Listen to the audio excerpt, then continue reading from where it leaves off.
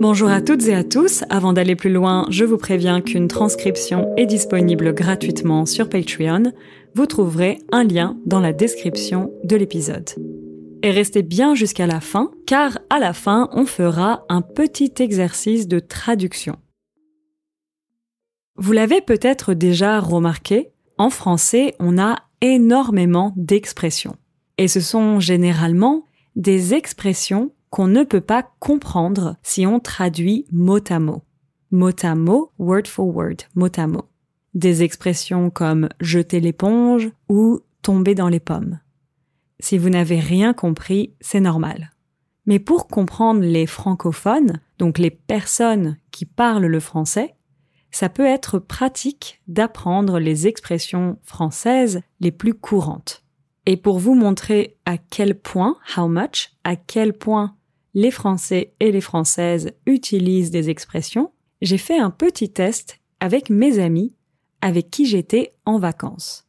Vous voyez ici, en français, on dit « être en vacances ». J'étais en vacances avec mes amis, j'étais en vacances dans le sud de la France, etc.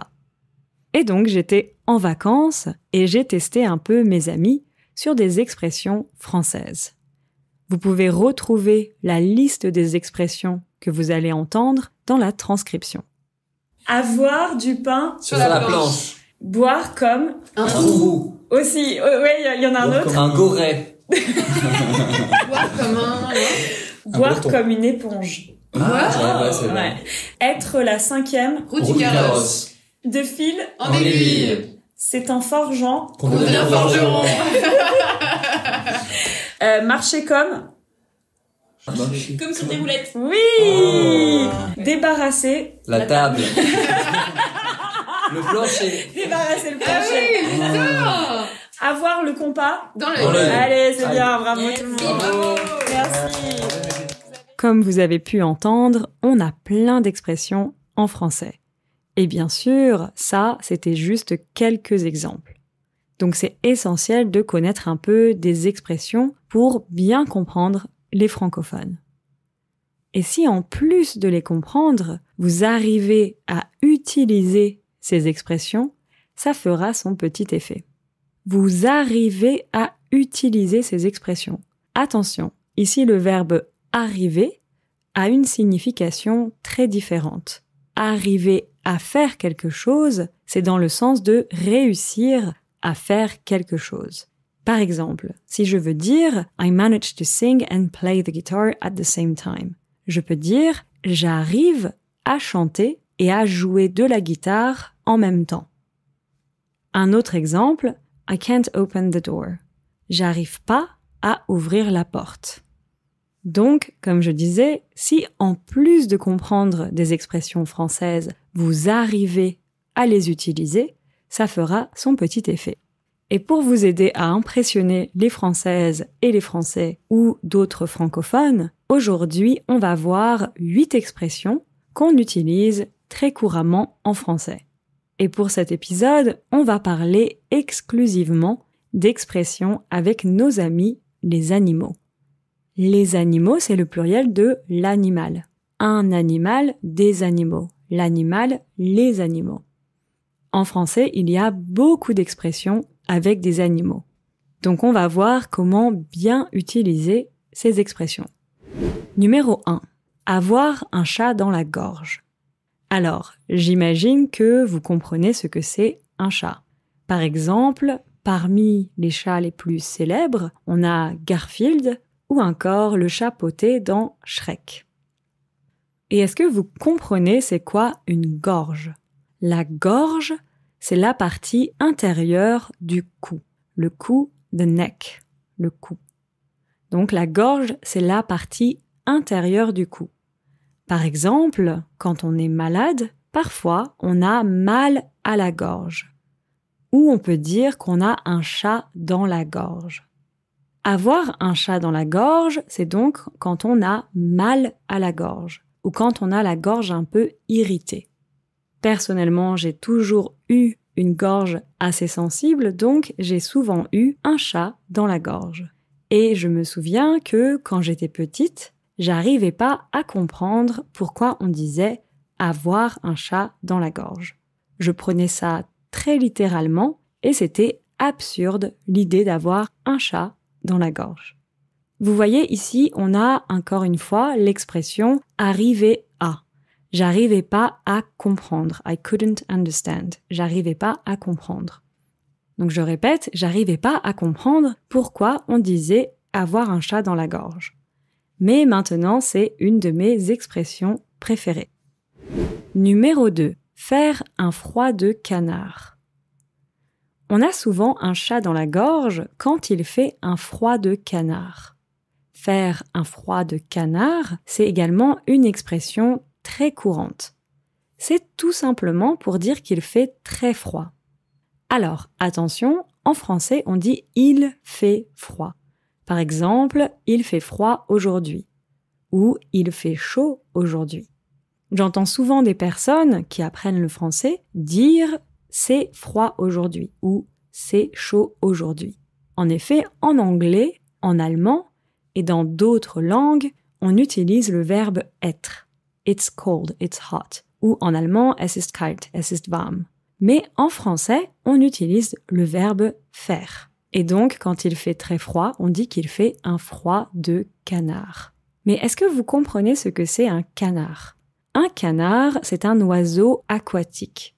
Par exemple, Donald Duck ou Daffy Duck, ce sont des canards. Et pourquoi on dit faire un froid de canard ? C'est quoi le rapport, the link, c'est quoi le rapport entre le froid et les canards ? En fait, cette expression, elle ferait référence aux habitudes de chasse. La chasse, ça vient du verbe chasser, donc l'action de tuer des animaux. En anglais, to hunt, donc chasser. Et il y aurait une tradition en France qui dit que la meilleure période pour chasser les canards, c'est quand il fait froid. Donc c'est pour ça qu'on a cette expression « faire un froid de canard ». Les pauvres petits canards. Donc voilà, ce serait pour ça qu'on dirait « il fait un froid de canard ». Je vous donne quelques exemples pour pratiquer un peu. J'étais en vacances en Norvège et c'était super, mais il faisait un froid de canard. Ou encore, je ne vais pas sortir aujourd'hui, il fait un froid de canard. Numéro 3. Avoir une mémoire de poisson rouge. Donc là, on parle d'un autre animal aquatique avec cette troisième expression, le poisson rouge. Le poisson rouge, c'est ce poisson qui est donc de couleur rouge et qui vit en eau douce.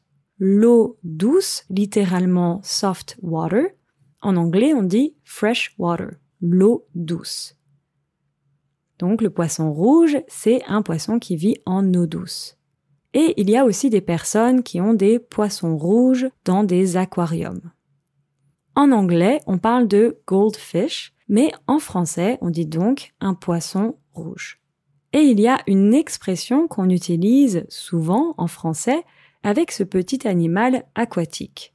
C'est avoir une mémoire de poisson rouge.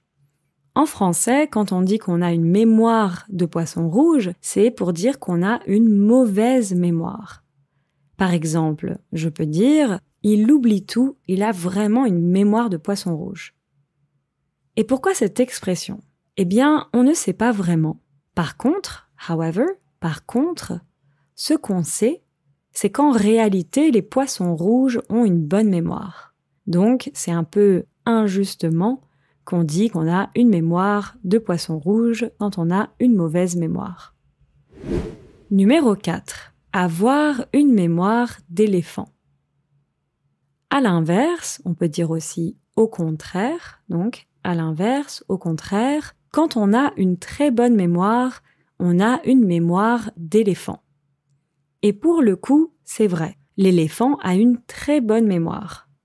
L'éléphant, il mémorise très bien des lieux, places, des lieux, en particulier des lieux où il y a de la nourriture ou de l'eau. Cette mémoire, elle est essentielle à leur survie parce que les éléphants vivent souvent dans des environnements où les conditions peuvent être extrêmes. Par exemple, dans des environnements où l'eau et la nourriture sont rares. Les éléphants y mémorisent également des souvenirs. Par exemple, il a été prouvé que quand un petit éléphant voit sa mère, sa maman, sa mère, ou ses proches, les proches c'est close ones, ses proches, donc quand un petit éléphant voit sa mère ou ses proches se faire tuer to get killed, il s'en souvient après et il garde ce traumatisme. Je répète. Donc les éléphants mémorisent également des souvenirs.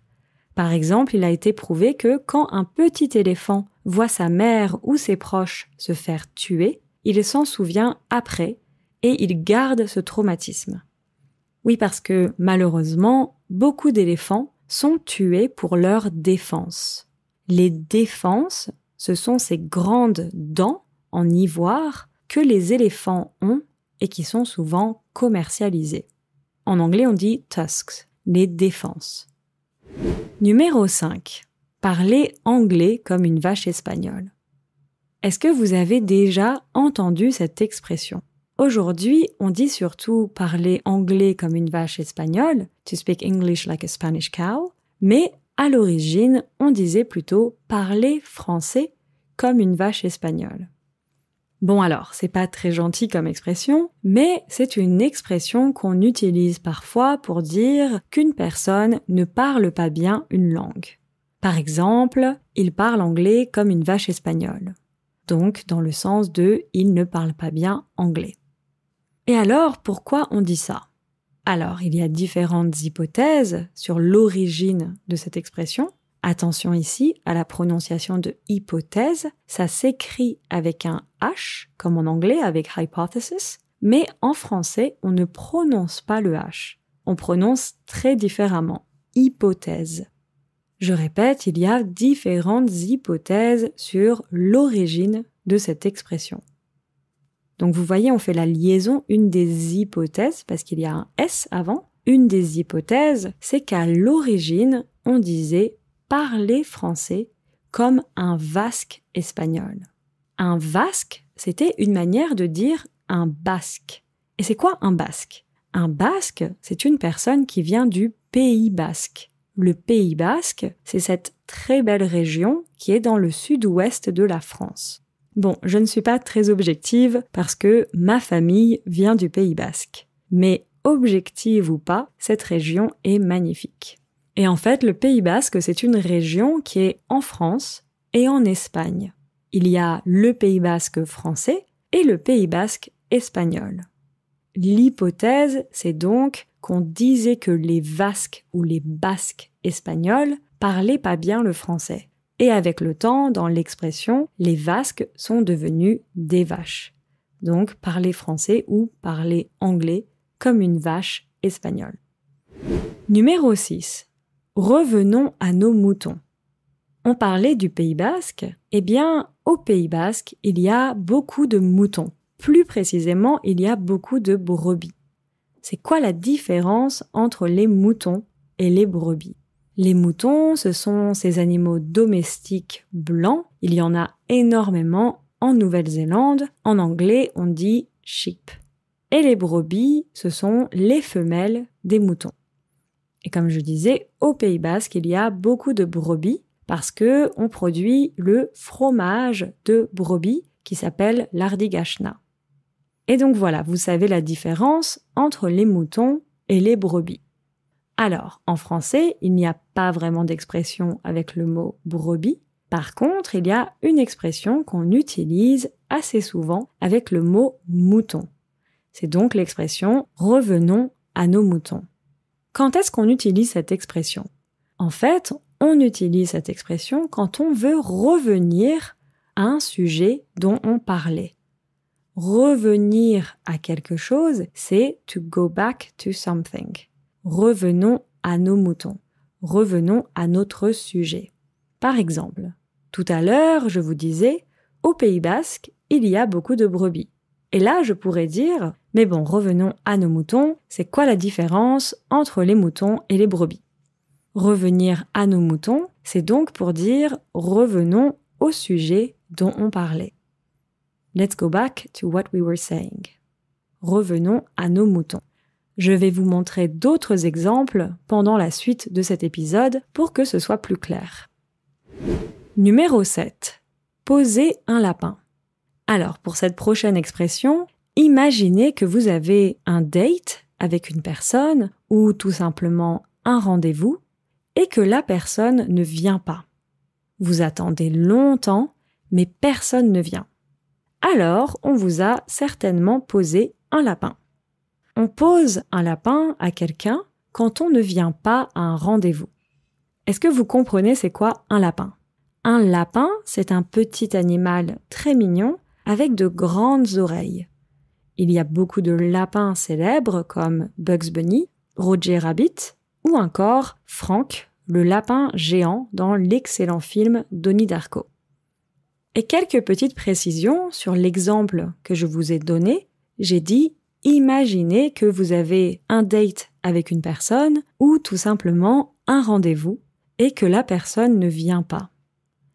Ici, le mot « la personne » ou « une personne », c'est « the person » ou « a person ». Mais attention, après j'ai dit « vous attendez longtemps, mais personne ne vient ». Alors là, « personne », ça signifie « nobody ». Donc, une personne, a person, la personne, the person, personne, nobody. Donc, je répète, imaginez que vous avez un date avec une personne ou tout simplement un rendez-vous et que la personne ne vient pas. Vous attendez longtemps, mais personne ne vient. Alors, on vous a posé un lapin. Bon, j'ai regardé un peu l'origine de cette expression, mais comme souvent, je n'ai trouvé que des hypothèses qui sont un peu compliquées à expliquer. Pour bien comprendre comment utiliser cette expression, je vous donne plusieurs exemples. Elle avait un date avec un mec qu'elle a rencontré dans un musée, mais il lui a posé un lapin. Donc, un mec, c'est une manière un peu familière de dire un homme. Ce serait un peu l'équivalent de a guy. Elle avait un date avec un mec qu'elle a rencontré dans un musée, mais il lui a posé un lapin. Attention, donc, il lui a posé un lapin. Parce que c'est poser un lapin à quelqu'un. Je répète un peu plus rapidement. Elle avait un date avec un mec qu'elle a rencontré dans un musée, mais il lui a posé un lapin. Deuxième exemple, j'ai posé un lapin à un mec quand j'avais 18 ans. Donc, on a à nouveau un mec, j'ai posé un lapin à un mec quand j'avais 18 ans. Un peu plus rapidement, j'ai posé un lapin à un mec quand j'avais 18 ans. Oui, les Français, on parle très vite, attention. Troisième exemple, c'est vraiment cruel de poser un lapin à quelqu'un. Et un dernier exemple, on m'a posé un lapin hier. Donc ici, c'est dans le sens de « someone stood me up yesterday ». On m'a posé un lapin hier. C'est pas facile à utiliser, mais c'est une expression très courante en français. Numéro 8. Il y a anguille sous roche. Allez, pour finir, donc, une expression pas facile, mais qu'on utilise énormément en français. Il y a anguille sous roche. En général, quand on parle, on ne dit pas « il y a », mais tout simplement « y a ». Donc, « il y a anguille sous roche » devient « y a anguille sous roche ». Alors, c'est quoi une anguille? Une anguille, c'est un poisson d'eau douce. Tout à l'heure, on a parlé du poisson rouge, qui est également un poisson d'eau douce. Donc, on peut dire que l'anguille et le poisson rouge sont des poissons d'eau douce. L'anguille, en anglais, c'est eel. Et vous connaissez peut-être l'unagi, l'anguille japonaise qui est souvent consommée dans des plats japonais. Pour les fans de la série Friends, vous vous souvenez probablement d'un épisode où Ross parle d'unagi. C'est le concept que les Japonais appellent unagi. Ce serait pas une sorte de sushi? Non, c'est un concept. Ouais, c'est ça, c'est une anguille d'eau douce. Voilà, ça c'était Friends en français. À la fin de l'extrait, on entend Phoebe qui dit « Oui, c'est ça, c'est une anguille d'eau douce ». Et donc, revenons à nos moutons. C'est quoi cette expression? Il y a anguille sous roche. Alors, c'est une expression qu'on utilise quand on a un doute, quand on sent qu'une situation cache une mauvaise surprise. Cacher, to hide. Donc, c'est une expression qu'on utilise quand on a un doute, quand on sent qu'une situation cache une mauvaise surprise. Quelque chose est caché, comme une anguille cachée sous une roche. En effet, les anguilles n'aiment pas la lumière et donc elles se cachent souvent sous des roches. Alors, c'est pas facile de donner des exemples de comment utiliser cette expression, mais je vais essayer. Imaginez que vous travaillez dans une entreprise et votre boss ou votre patron, patronne vous demande de venir à son bureau. Là, vous pouvez avoir quelques doutes concernant la raison exacte. Par exemple, vous pouvez penser que votre boss veut vous virer. That your boss wants to fire you. Donc, vous pouvez penser que votre boss veut vous virer. Et peut-être que vous direz à un collègue « Oh, je sens qu'il y a anguille sous roche ». En anglais, il y a une expression équivalente qui parle aussi de poisson. There's something fishy going on. Donc, il y a anguille sous roche. Voilà, on a vu 8 expressions avec nos amis les animaux. Ce sont 8 expressions très courantes en français. Et donc, pour vous aider à bien maîtriser ces expressions, on va faire un petit exercice de traduction. Alors, première phrase. I've had a sore throat for a week. Attention, en français, quand on a ce type de construction, I've had for, a week, a month, etc., on utilise le présent. Donc on dit j'ai, pas j'ai eu, mais j'ai. Donc l'équivalent de I have. Ici en anglais, I've had, en français, j'ai. I've had a sore throat for a week. Donc on a dit, quand on a mal à la gorge, quand on a la gorge irritée, on a un chat dans la gorge. Donc, j'ai un chat dans la gorge. Et ici, pour dire for a week, on dirait depuis une semaine. J'ai un chat dans la gorge depuis une semaine. Un peu plus rapidement, j'ai un chat dans la gorge depuis une semaine. Numéro 2. I was supposed to have a date with a guy yesterday, but he stood me up. I was supposed to. I was, j'étais. Et pour dire to be supposed to, on dit être censé.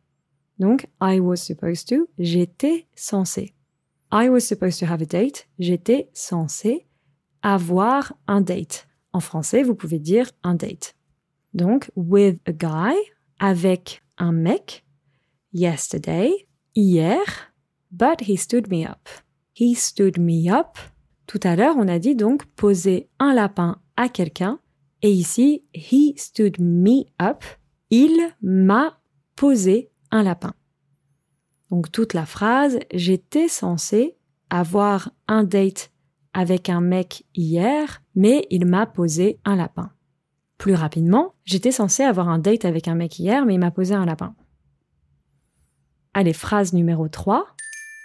Dress warmly, it's freezing cold today. Alors, en français, to dress, c'est s'habiller. Et quand en français on veut dire to dress warmly, on dit bien s'habiller. Donc littéralement to dress well. Et à l'impératif, dress warmly, ça devient habille-toi bien. It's freezing cold today. Donc it's freezing cold, on a notre expression il fait un froid de canard. Donc ça fait habille-toi bien, il fait un froid de canard aujourd'hui. Plus rapidement, habille-toi bien, il fait un froid de canard aujourd'hui. Numéro 4. I have a bad memory at the moment. I have, j'ai, a bad memory. Donc, on a une expression pour dire ça, c'est avoir une mémoire de poisson rouge. Donc, j'ai une mémoire de poisson rouge at the moment, en ce moment. Numéro 5. He's going to England for 2 weeks, but it's going to be complicated because he speaks really bad English. He's going to, il part, et attention, to England, en Angleterre. For 2 weeks, pour 2 semaines, but it's going to be, mais ça va être complicated, compliqué, because he speaks, parce qu'il parle. Et là, donc, notre expression, quand on parle pas bien anglais, on dit « parler comme une vache espagnole ». Donc, parce qu'il parle anglais comme une vache espagnole. Je répète, il part en Angleterre pour 2 semaines, mais ça va être compliqué parce qu'il parle anglais comme une vache espagnole. Alors ensuite, let's go back to what we were saying. We've lost our focus a little. Let's go back to what we were saying. Tout simplement, revenons à nos moutons. We've lost our focus. Alors, to lose focus en français, c'est se déconcentrer. Donc pour dire we lose our focus, on dirait on se déconcentre. Et au passé, we've lost our focus, on s'est déconcentré. Et maintenant, we've lost our focus a little, on dirait on s'est un peu déconcentré. C'est pas facile. Je répète, bon, revenons à nos moutons, on s'est un peu déconcentré. Plus rapidement, bon, revenons à nos moutons, on s'est un peu déconcentré. Ensuite, it's incredible how much she has a good memory. It's incredible, tout simplement, c'est incroyable. How much, à quel point, she has, elle a, a good memory. Donc ici, si on veut utiliser une expression, on peut dire avoir une mémoire d'éléphant. Donc, elle a une mémoire d'éléphant. Toute la phrase, c'est incroyable à quel point elle a une mémoire d'éléphant. Plus rapidement, c'est incroyable à quel point elle a une mémoire d'éléphant. Et pour finir, dernière petite phrase à traduire. I have a bad feeling about this deal. There's something fishy about it. Alors, c'est pas facile. I have a bad feeling about this deal. Ici, on pourrait dire je le sens pas ce deal. Ne pas sentir quelque chose, c'est to not smell something, mais ça peut être aussi quand on a un mauvais feeling. Par exemple, on peut dire I have a bad feeling about this guy. Je le sens pas ce mec. Je le sens pas ce mec. Et donc ici, I have a bad feeling about this deal. Je le sens pas ce deal. Donc là, on peut utiliser le mot anglais. Je le sens pas ce deal. There's something fishy about it. Donc là, c'est notre expression, la dernière expression qu'on a vue. Il y a anguille sous roche. Mais comme je disais, quand on parle, on dit il y a anguille sous roche. Donc, je le sens pas ce deal, il y a anguille sous roche. Plus rapidement, je le sens pas ce deal, il y a anguille sous roche. Voilà, c'était pas facile à expliquer et j'imagine que c'est pas toujours facile de bien comprendre, mais comme je vous disais, ce sont 8 expressions très courantes en français, donc ça peut être une bonne chose de les connaître et peut-être même de les utiliser. J'espère que vous avez bien aimé cet épisode et je vous dis à la prochaine. Ciao ciao.